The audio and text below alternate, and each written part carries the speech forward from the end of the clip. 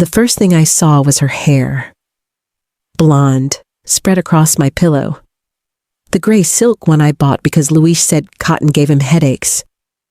She was lying on my side of the bed. That's the detail that shouldn't matter, but does.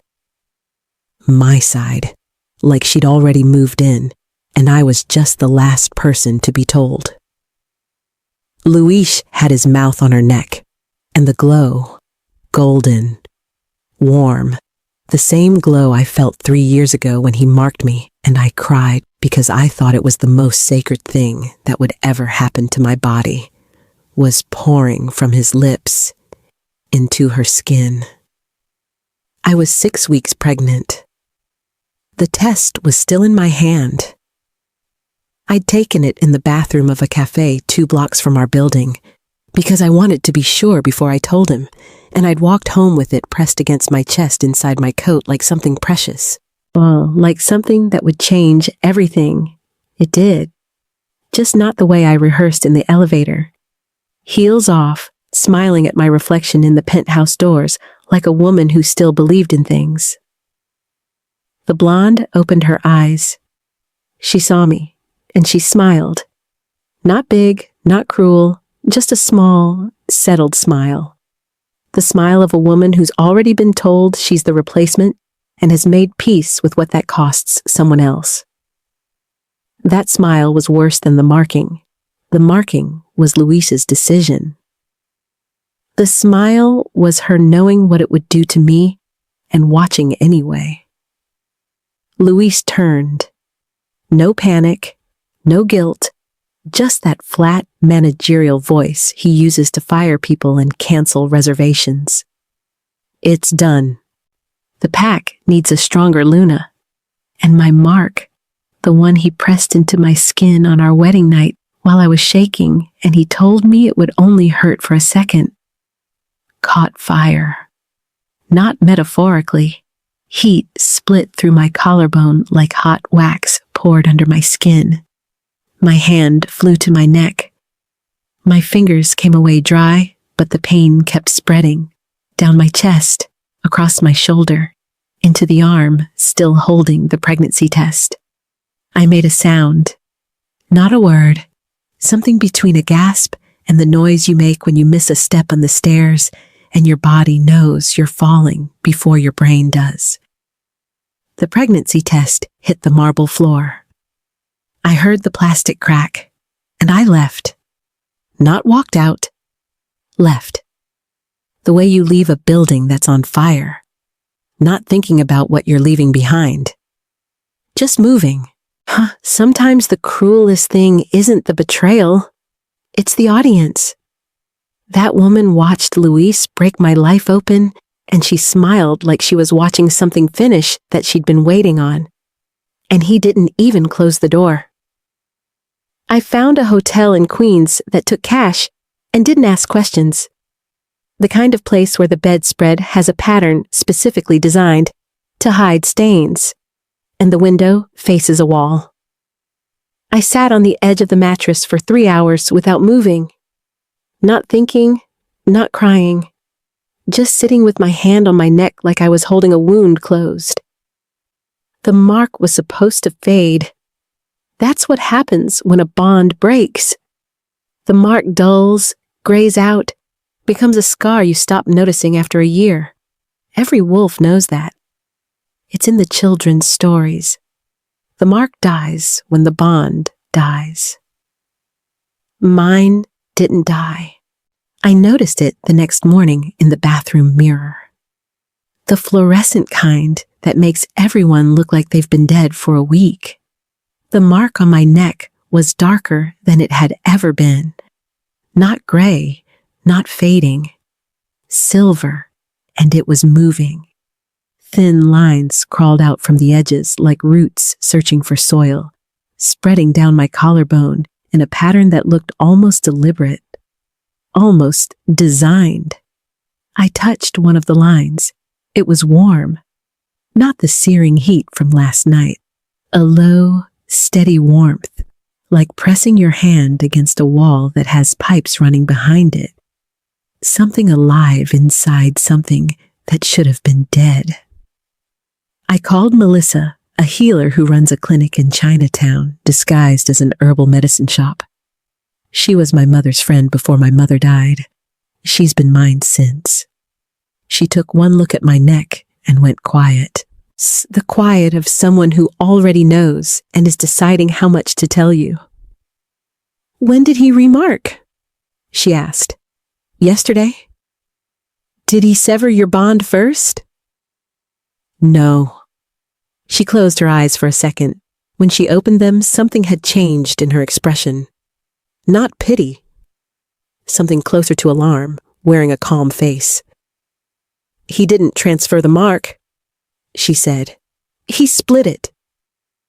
"What does that mean?" "It means you're still carrying the original bond. The full mark. It never left you. It can't leave you without a proper severance ritual. What he gave that woman was a fragment, a copy, like tearing a page out of a book. The book is still a book. The page isn't." I stared at her. "What happens to her?" Melissa hesitated. Melissa doesn't hesitate. That alone told me everything. "The fragment isn't viable on its own. Her body will start rejecting it. It could be weeks, could be days. Eventually, the fragment consumes what it can't bond to." The room was very quiet. I could hear the fluorescent light buzzing and a taxi honking somewhere on Queens Boulevard. "And me?" I asked. "Yours is doing the opposite.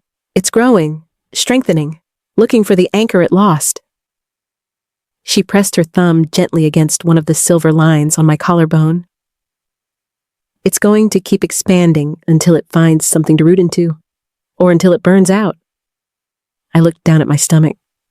6 weeks. "Melissa," I said quietly, "I'm pregnant."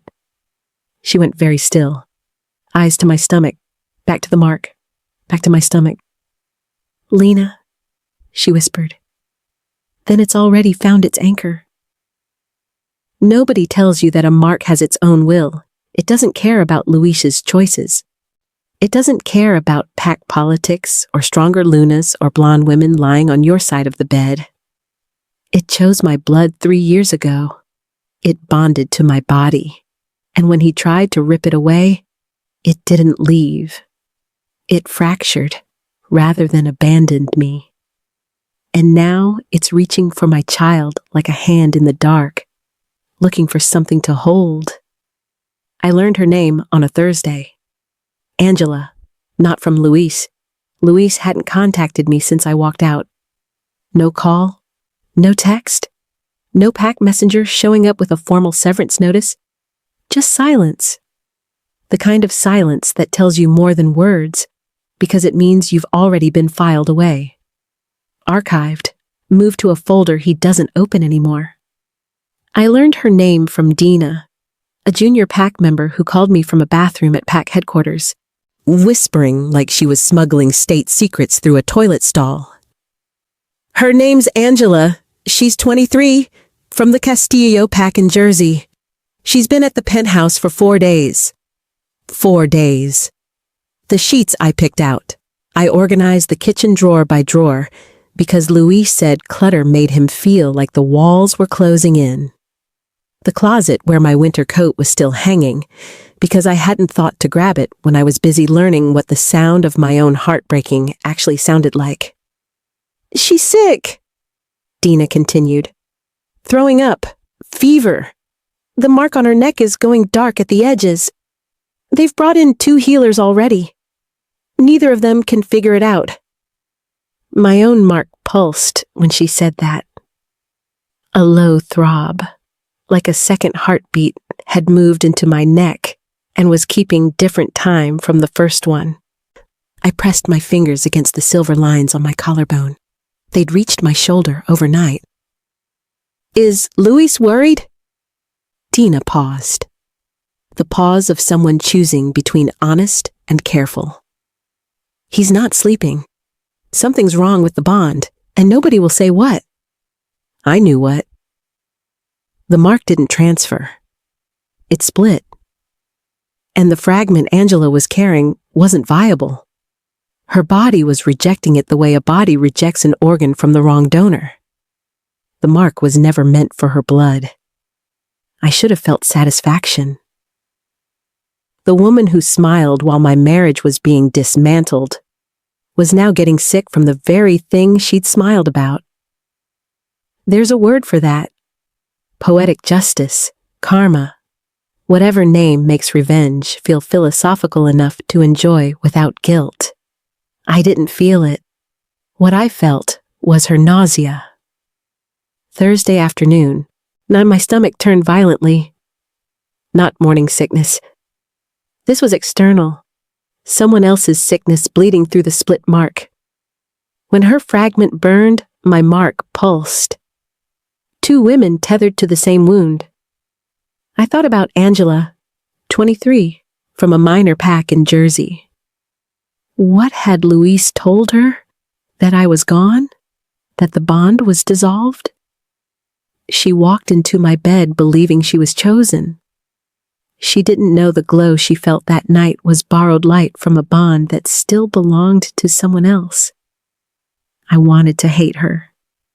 Because hating her was simpler than admitting we were both used by the same man for different purposes. She was the upgrade. I was the incubator. Neither of us was the mate. We were just 2 women who believed Luis Glover when he said the word, mine. The mark on my neck pulsed again. Warm. Steady. Reaching downward toward the heartbeat below my ribs. At least one thing in this story was actually mine. Luis found me on a Tuesday. I was sitting in a laundromat 3 blocks from the hotel, watching my clothes spin because the hotel didn't have machines. That's the part nobody puts in the stories. The betrayal, the supernatural mark spreading across your body. Sure, that's dramatic, but underneath the drama you still need clean underwear. The baby doesn't care that your life fell apart. The baby just needs folic acid and a functioning mother. The laundromat door opened. I smelled him before I saw him. Cedarwood and something metallic underneath. 3 years of marriage, and that scent used to make my wolf settle, like a dog, circling into its bed. Now my wolf stood up, alert. The way you watch someone who's hurt you before reach for something near your face. Luis looked wrong. Not sick, depleted. The kind of tired that lives behind the eyes and makes a powerful man look like a building with the lights on, but nobody home. His suit was perfect. Everything was in place except the thing that held all the other things together. He sat down on the plastic chair next to mine. The dryer hummed between us. Angela is dying. I kept watching my clothes spin. A blue shirt I'd bought at a Duane Reade because I'd left the penthouse with nothing. Spinning around and around. I know, I said. The healers say only the original bondholder can release the mark cleanly. A voluntary severance. I know that too. Lena. The way he said my name. Like he was reaching for a tool he used to know how to operate. Like my name was a lever, and he was trying to remember which direction to pull it. The severance requires genuine release, I said, still watching the dryer. The mark reads intention. If I sever with anger, the fragment doesn't release cleanly. If I sever with real forgiveness, Angela lives. How do you know that? Because unlike you, I asked someone who actually understands how marks work before I destroyed one. You're asking me to genuinely forgive you, I said, while I'm 6 weeks pregnant with your child, while I'm washing my clothes in a laundromat because I left our home with nothing. I'm asking you to save an innocent person. Innocent? She was in my bed, Luis, on my pillow. She didn't know. She didn't know what? That you were married? That the sacred bond she was receiving had already been given to someone else? I finally turned to look at him. Or she didn't know it would cost her something? I searched his face for remorse. Not regret. Regret is about consequences. Remorse is about what you did. I was looking for the version of Luis who understood that he'd broken two people. Me and a 23-year-old from Jersey dying in a penthouse that still had my winter coat in the closet. I didn't find it. What I found was calculation. Luis wasn't here because he was sorry. He was here because his new Luna was dying, and I was the only wrench that fit the pipe. You still don't think you did anything wrong? I said quietly. He didn't answer. The dryer buzzed. My cycle was done. Get out, I said. At the door he stopped without turning around. She has days, Lena. Maybe less. Then you should have thought about that before you put your mouth on her neck without severing mine first. The door closed. I pulled my clothes from the dryer and folded them carefully. Not because I cared about wrinkles. Because folding gave my hand something to do that wasn't shaking. He didn't come to apologize. He came to use me one more time, and he expected me to say yes, because I always said yes, because the old Lena would have swallowed the pain and called it duty, and cried about it later in a bathroom where nobody could hear. But the old Lena didn't have silver roots growing down her chest, and a baby who kicks when her mother's angry. The silver lines reached my elbow by Friday. I stood in the hotel bathroom tracing them with my fingertip. Collarbone to shoulder to bicep to forearm, my branching and splitting like a river system drawn by something with better handwriting than God. They didn't hurt anymore. The burning had been replaced by a hum. Low and constant, like holding a phone on silent. My body was receiving a call I didn't know how to answer. Melissa came that evening. She brought soup, prenatals, and the expression she wears when she's about to say something she's been sitting on for too long. She examined the mark's progression without speaking, pressed her palm flat against the silver lines on my forearm, closed her eyes, opened them. It's not searching anymore, she said. What do you mean? Last week the mark was expanding, looking for anchor, reaching. She pressed gently against my stomach. It found it. The mark has bonded to the pregnancy. Your child is the new anchor. I looked down at where her hand rested. Nothing visible yet to anyone else, but I could feel the difference. A density low in my abdomen. Not weight, presence. What does that mean for the baby? Melissa chose her next words like someone stepping across a frozen river. The mark is transferring allegiance, not from you, through you, into the bloodline. Your child will carry a natural alpha mark, born marked, not given, not ritual, inherent. That hasn't happened in generations, she finished. Maybe longer. I sat on the edge of the bathtub. The fluorescent light buzzed. A cockroach the size of my thumbnail disappeared under the baseboard, and I was too tired to care. So Luis tried to give my mark to Angela. The mark refused. And now it's writing itself into my daughter's DNA. Melissa looked at me carefully. You said daughter. I hadn't meant to. The word had just arrived. The way some things arrive not as information, but as certainty. The way I knew the cafe pregnancy test would be positive before the second line appeared. The way I knew, standing in that doorway watching golden light pour from Luis's mouth into the wrong woman's neck, that I would never go back.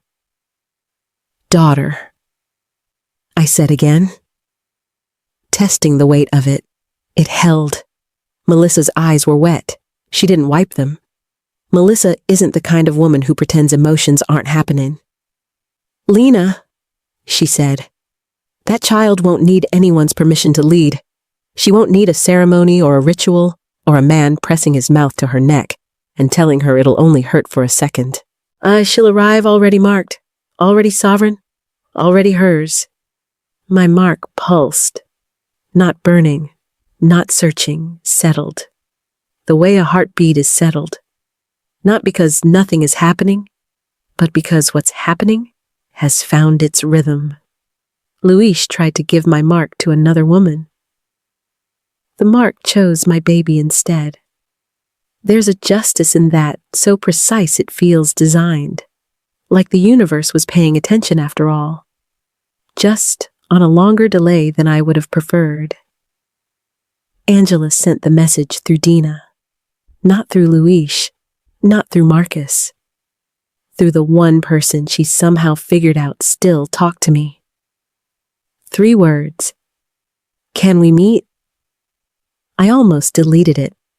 My thumb hovered over the screen the way it hovers over the snooze button. Knowing the right answer, but negotiating with yourself anyway. I went. Not for her, not for Louise. For the part of my brain that wouldn't stop calculating how many days she had left, and what it would feel like through the bond echo when the fragment finally won. Private room, Presbyterian hospital. Upper East Side. Louise's money, obviously. The monitors beeped in that steady institutional rhythm that makes every room feel like it's counting down. 3 words. Can we meet? I almost deleted it. My thumb hovered over the screen the way it hovers over the snooze button. Knowing the right answer, but negotiating with yourself anyway. I went. Not for her, not for Louise. For the part of my brain that wouldn't stop calculating how many days she had left and what it would feel like through the bond echo when the fragment finally won. Private room, Presbyterian hospital, Upper East Side, Louise's money, obviously. The monitors beeped in that steady institutional rhythm that makes every room feel like it's counting down. Angela looked small. Not the confident blonde from the penthouse doorway. This was a 23-year-old girl in a hospital bed with dark veins crawling up her neck like dead ivy and hands that shook when she reached for water. You're her, she said. Her voice was thin, paper thin. Yes. He told me you left months ago, that the bond was dissolved. She stopped, swallowed. That I was his. He lied. She closed her eyes. When she opened them, they were wet but steady. I know that now. You can feel when something you're carrying doesn't belong to you. It sits wrong, like wearing someone else's ring. It fits the finger, but it doesn't fit the hand.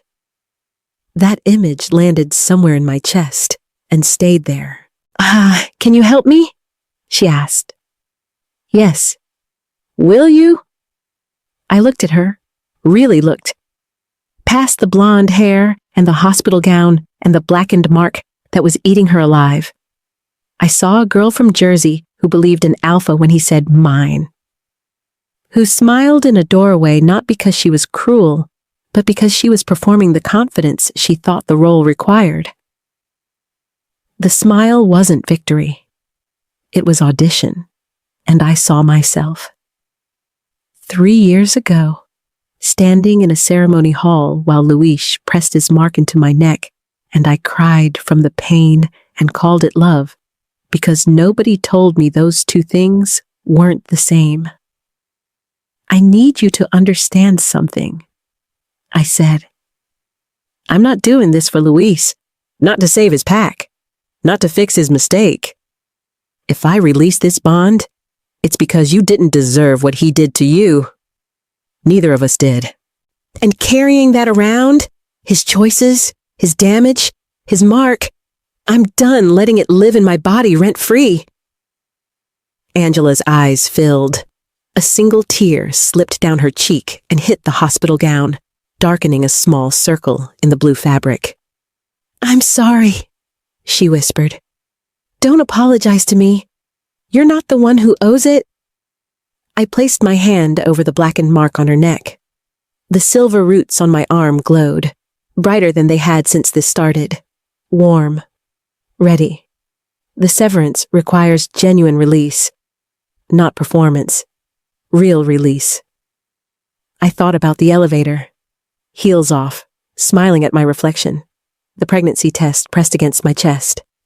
The woman I was, 45 seconds before I opened that door. I let her go.